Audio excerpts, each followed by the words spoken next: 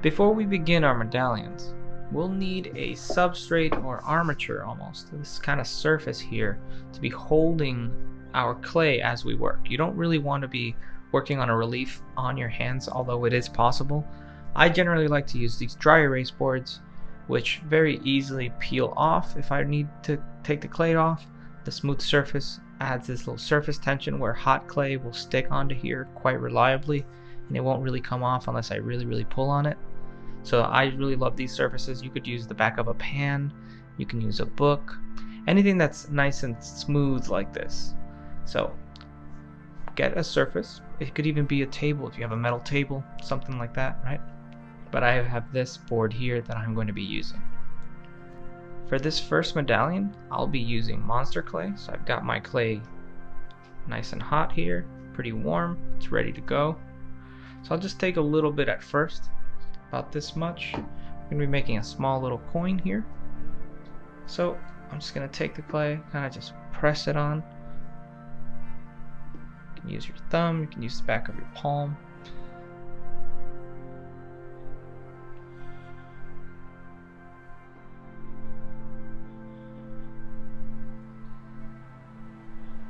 I'm just getting a general coin shape. I'm trying to keep the distance between the clay and the board pretty equal, meaning that it's as high here as possible. So right now it's not that important. We'll be able to carve it down in a moment here.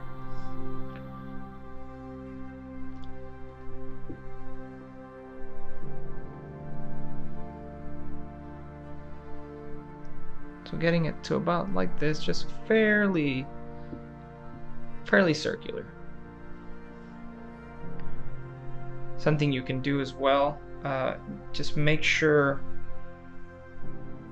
that the edges here are fairly complete, that you don't have any undercuts here.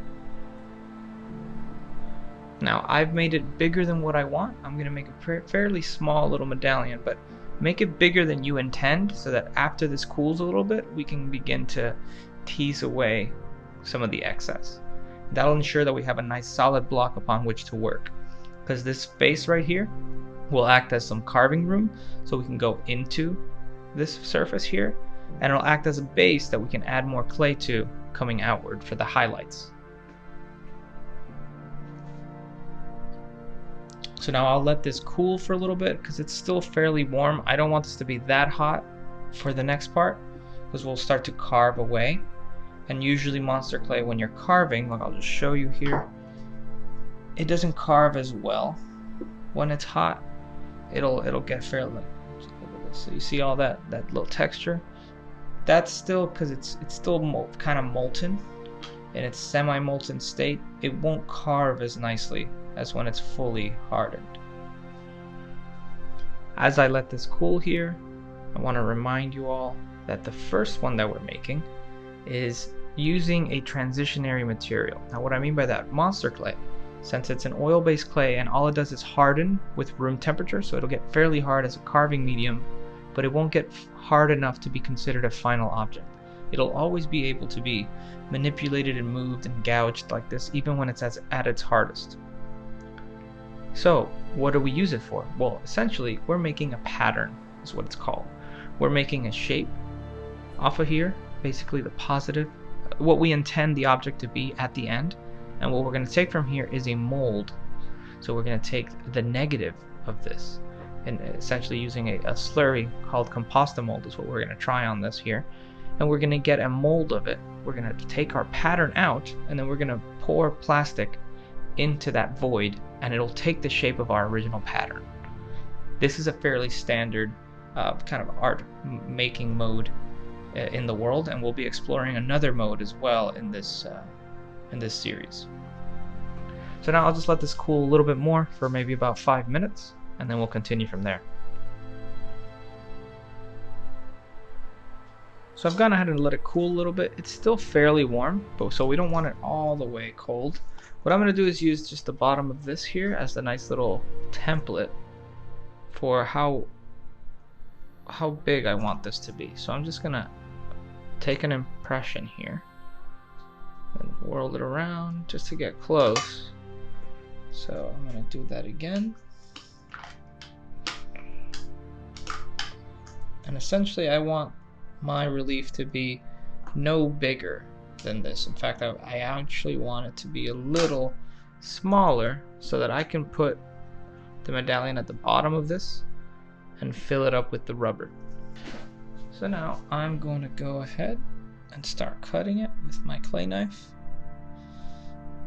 I'm going to take a little bit off at a time.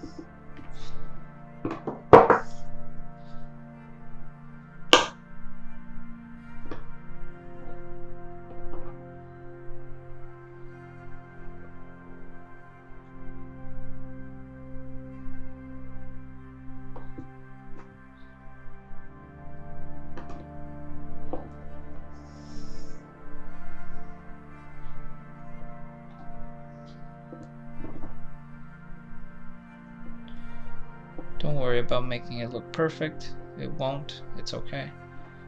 We're going to make it look nicer in a little bit. So now, taking most of the excess off here.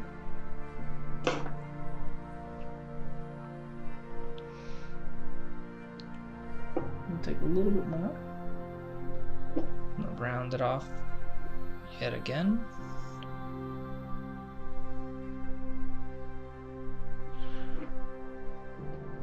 A little too much there, but that's all right.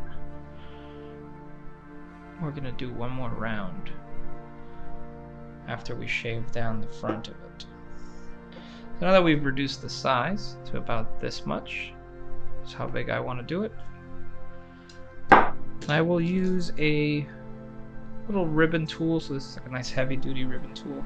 See, as I come across, I start seeing where the highs and low spots are. This tool will do the job as long as you keep crisscrossing.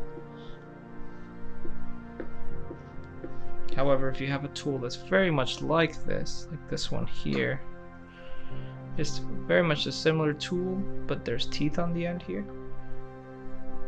If you see how the teeth reveal that a little bit easier. If you've seen my surfacing video, you'll see how I use tools like this to get fairly consistent surfaces. So essentially what we want is a nice little flat on which we can begin our relief sculpture.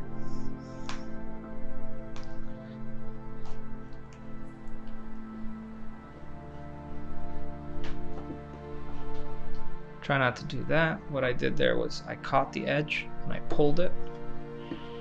It's not the end of the world, but just try not to. Try to always start with your tool right on it and not off of it. So now I can switch back to this one here, remove those lines. So I'm fairly happy with this depth.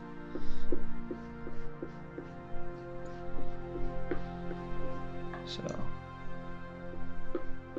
that's fairly good there.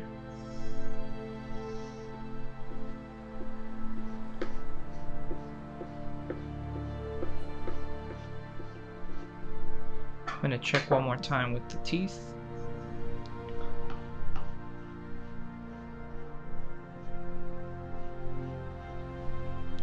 You also don't have to use carving tools like this. I'm just very comfortable with them. Some people just enjoy going like this with one of their wooden tools.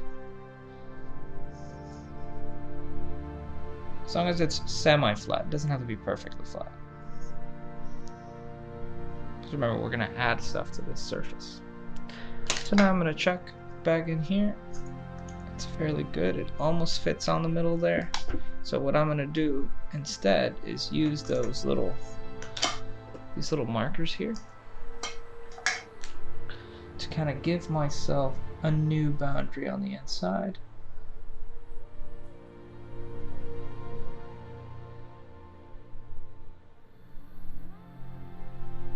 So I'm just going to draw out the boundary by using those radial marks. You can just take any size you want. I just need this to fit at the bottom of that cup, so I have a little bit more of a constraint than you might. You might just use the bottom of a cup, the lid of a cup, the bottom of a bowl. Depending on how big, you can just get any of that as a template. Then now that I have that, I am going to cut away a little bit more of that excess. I'll do it at an angle this time.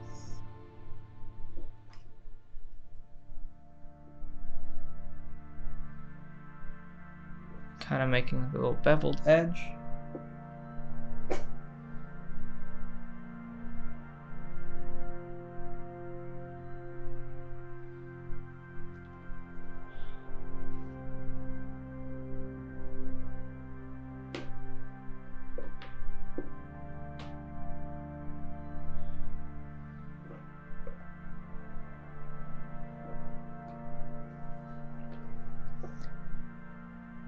And as you can see, the light is coming from above. This is normally the way that I would sculpt a relief. Sometimes when I'm doing a portrait, I'll have light coming from each side. However, normally, reliefs are viewed in rooms on walls, right, where the illumination is usually coming from above. And since we're going to be doing a low relief here, you're going to want there to be a fairly strong highlight above. So if you can control the lighting where you're working, I would really suggest you put it above your workspace.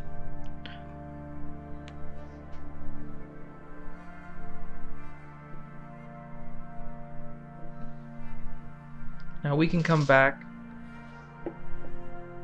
and clean all this up later, but now we've got a fairly good little round coin, medallion looking base upon which we can do the rest of our carving.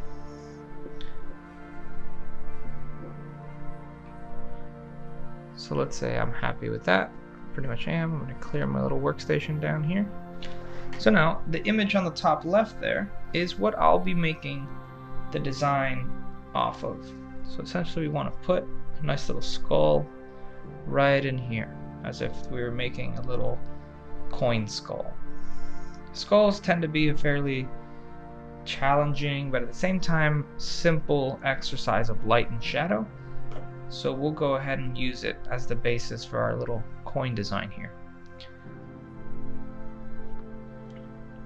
So with my clay knife, or you can do it with a small tool, I'm going to start just drawing out right on the surface the boundary of the skull, almost like a little outline for me to aim at. I'm doing the majority of the cranium there. Little cheekbone, and then this comes around, and then the bottom of the skull's here. See that? And then I'm giving myself more or less where the orbits are, and then the nasal cavity.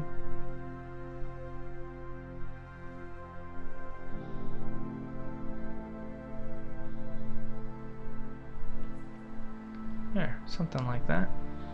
Maybe I'll push this up a little bit more, give him a little bit more cranium on the top. Okay, that's good enough. It doesn't have to be perfect. We're going to completely cover that anyway, but it's to give us some lines to work to. So generally I'll start with making very, very flat, small additions. So generally I know that this part up here, the frontal bone, which is like the forehead, it's going to come out quite a bit, so I'm going to add a little bit right on there. And then using a boxwood tool or the handle of this tool here, I'm just going to push it up against that line that I created.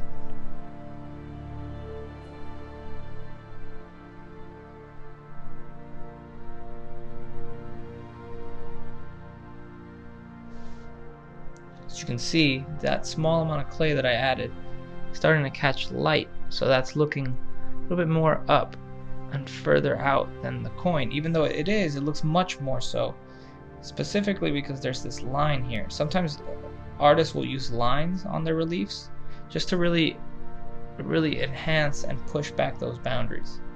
We're going to use them in tandem with a little bit of carving, which will further enhance and emphasize that. So now I'm going to add, see, notice when I pull my tool this way and I make a shelf lower than where my lights from above are coming out, see that little shadow there and how it's already starting to look like the orbit? That's what we want. We want to be looking at the shadows and seeing how they behave, and we want to angle the clay to follow the way that those shadows are behaving. So as you can see on the middle of the forehead, it looks like there's a slight divot. Well, we can do that by very, very slightly giving it a divot. So you see that how it now has a little shadow right there? And that shadow has created nice little light catches this way. See that? So it's not perfect yet, but you're just starting to find little shadows and highlights, and you're angling your tool based on them. So remember, because we built this up, we have quite a bit of clay in here to work with. So I'm going to use a little loop tool, like this one, and I'm going to dig away just a little bit from our coin to add those shadows. See that? Bam. Now you see how that has created some shadows in there. I'm actually going deeper as I go down, because as I go down and I pull out, these little holes here, the sockets, will catch some light. And then as I come out, you see how these just naturally just flipped over?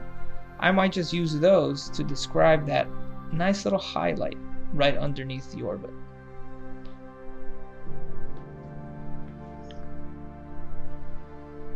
I'm going to pull up these corners just to really accentuate the darkness in there.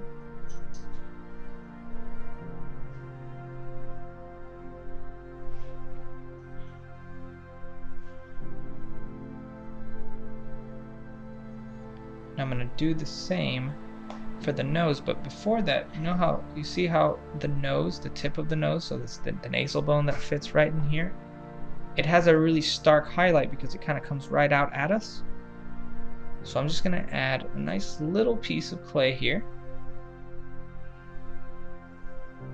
And I'm going to put it, I'm going to make sure that it goes into the little brow area here first though. And then I'm going to stand it up like so. See how I just stood that up? Almost like it's like a little tube that I've added there.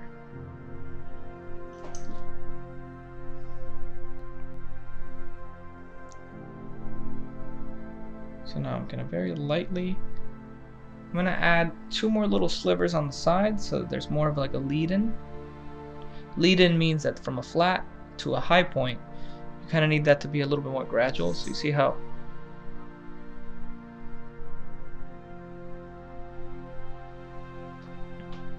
so now what I've added there is just a little bit of lead-in from this very stark flat to this very high point here.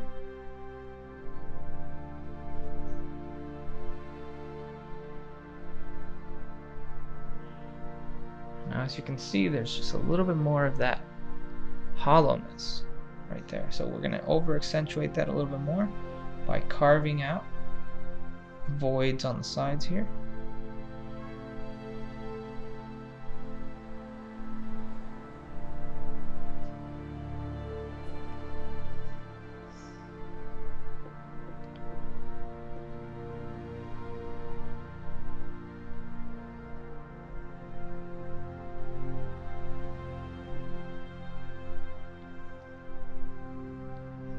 And now, as you can tell, around our orbits, there seems to be nice light catches here from as the zygomatic bone kind of curves around.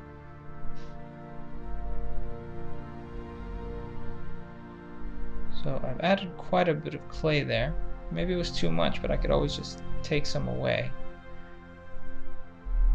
But essentially, this is going to be the start of this little light catch that's on the side, like so.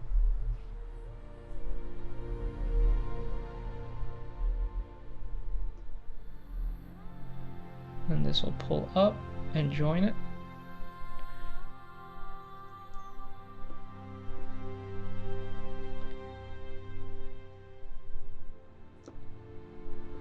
And notice how I'm pushing the coin part in just to accentuate that little shadow. We'll be doing that all along the periphery as well. And that'll make it really pop out without actually having to add a lot of clay. So it looks like this orbit is a little underdefined right in the middle here, so I'm just going to add a little bit of light. So technically when you add clay that faces the light, you are adding light to any given surface. So now you see how that orbit is just a little bit better defined. I'm going to add clay here for the maxilla area, because that area actually comes out quite a bit, probably further than most of these other structures. It's that bony area that your teeth are attached to. So I'm just going to kind of leave it like that. You see how much lighter it is because I've added quite a bit of clay. And essentially doing reliefs is about these subtleties, these small amounts of clay, that instead of thinking like you're sculpting whole volumes, whole forms, you're just pushing and pulling light and shadow and nothing else.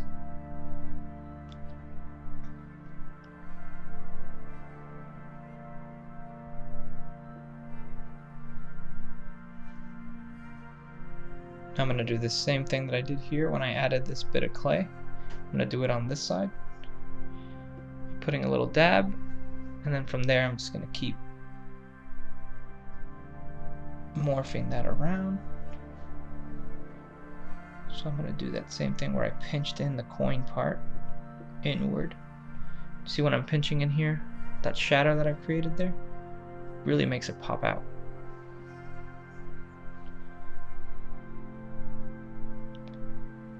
Gonna add the side of the brow on this one again. Same thing I did on this side. You see those little pieces of clay I've added? Now I'm just gonna massage them into place.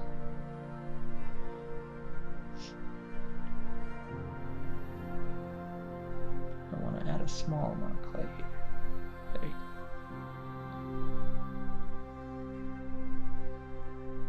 And every surface as it comes around, I'm curving it away so that it could look like more of a fully round three-dimensional object, even though it's actually fairly flat.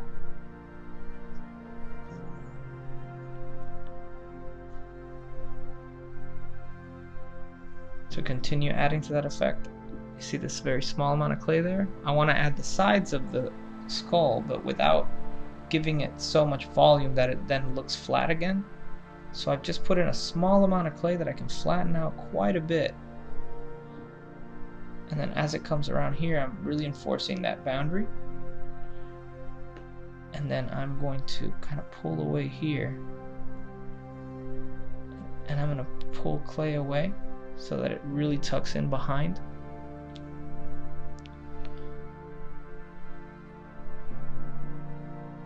Like so. Then I can continue to take away from here.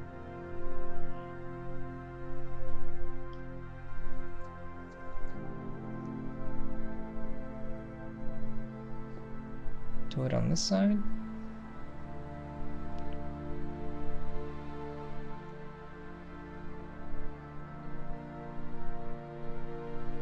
Tuck it in.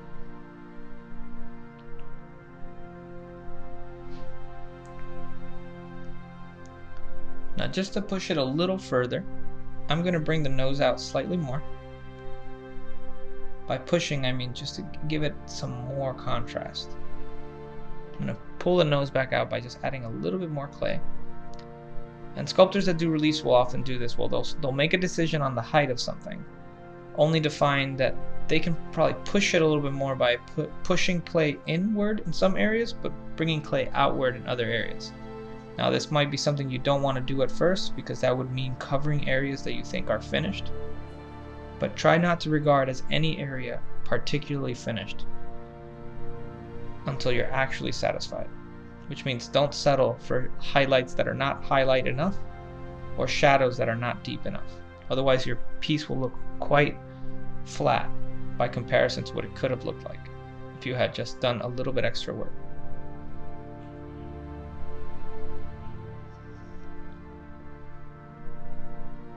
See right here where this brow area looks decent, however, it could look much better if I add a little bit more there and a little bit more here, just to bring those two little areas up.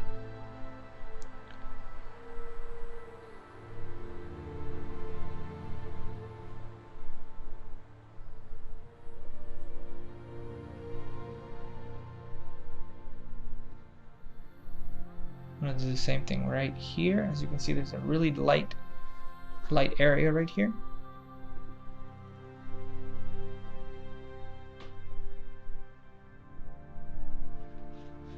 And I'm essentially just playing with the lights and the shadows.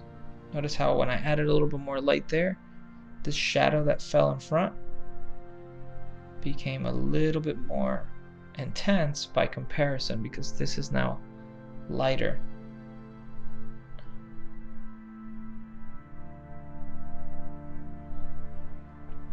Sculptors that do reliefs sometimes really like the little lines that you can leave behind. They really have a way of adding a little sharp shadow where you need it. However, it can also be something you can overdo, and then it just looks like a line drawing. You want to try to strike the balance between the two, because you are, at the end of the day, putting forms in, not just putting lines in. So right here I'm accentuating those on the sides. Seems like I'm missing a little bit of orbit. The orbits seem a little bigger on the image, so I'm going to open them up a little bit more.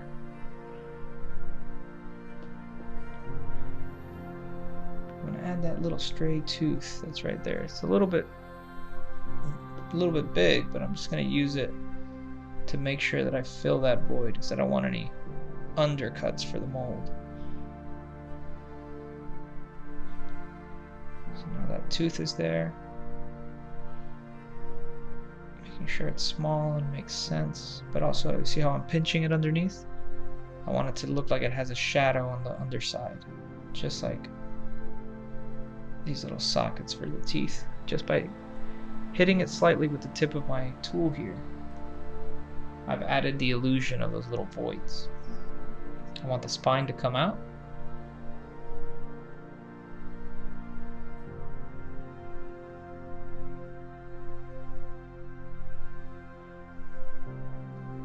Smooth this area out a little bit more.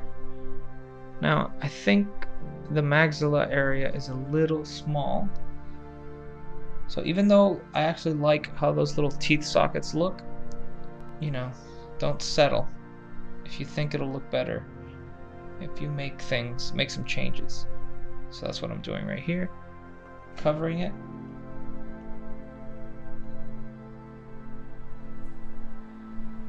You see how all of those little bits of pieces there kind of bring out the maxilla even more. And then I want that spine down the middle to catch the light as well.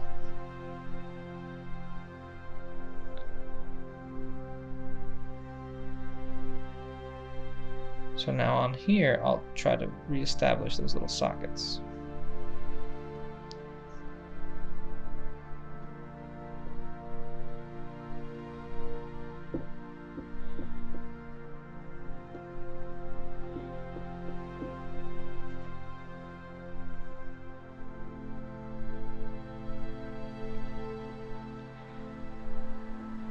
And this pinching and finding the right angles to deceive the eye to thinking that this is more 3D than it actually is the name of the game for relief sculpture.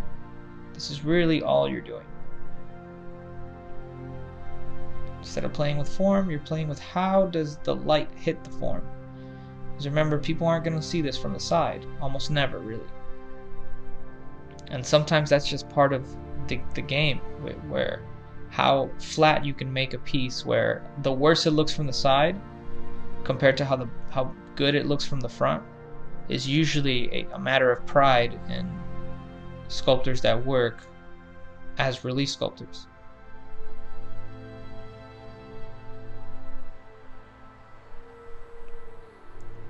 So now notice how the bottom, as I angle it this way, is catching light. But as it's catching light, it's also making it so that the shadow that the skull is casting looks even more dramatic.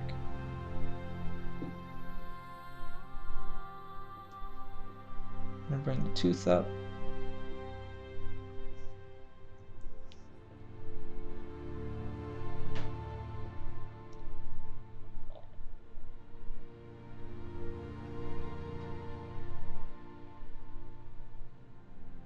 I'm going to add a little bit more of a light catch right here.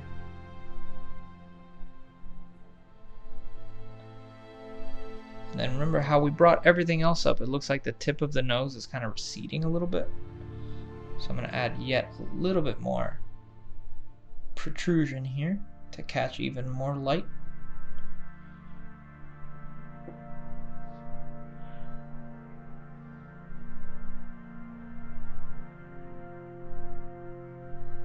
Okay. Yeah, something like that. Then we can sit here and tweak it pretty much as long as we need to, all day really. I'm not going to fuss about it too much. Hit the skull, it's already kind of looking like it. So I'm just going to refine it for maybe another 10 or so minutes.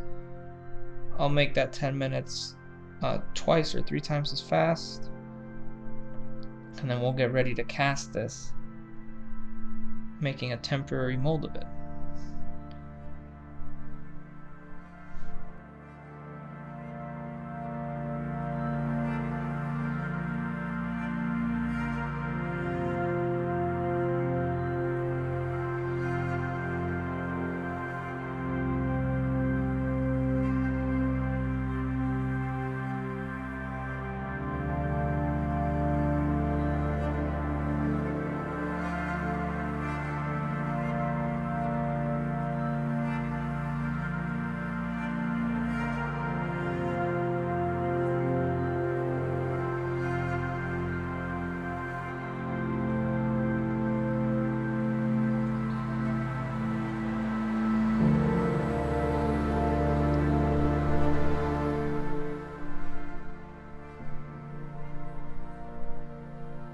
Now here I'm just working on a little framing area. I've noticed that it's actually quite thick for its proportions, but I could always fix that when I'm casting it. I could just not fill the mold all the way.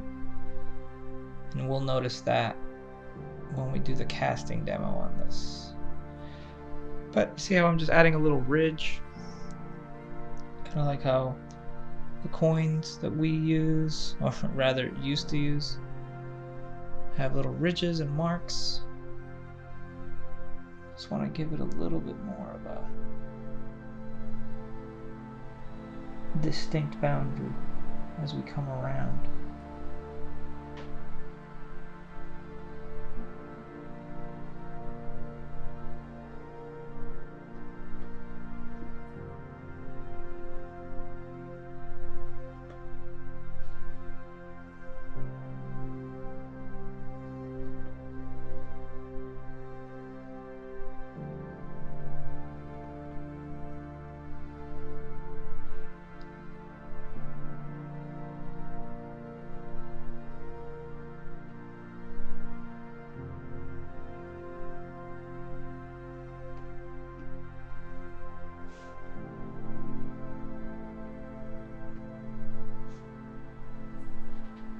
I think it's just about done here.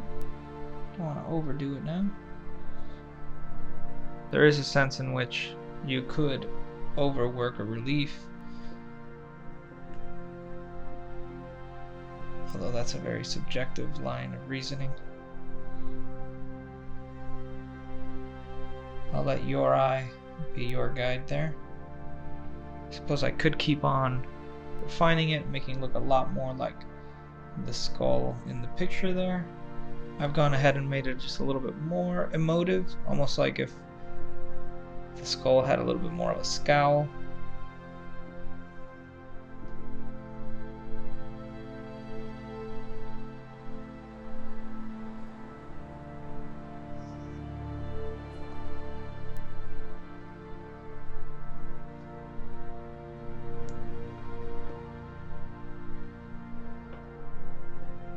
So yeah, that about wraps it up for the pattern. So remember, this is called a clay pattern, from which we can make a mold to cast a permanent piece.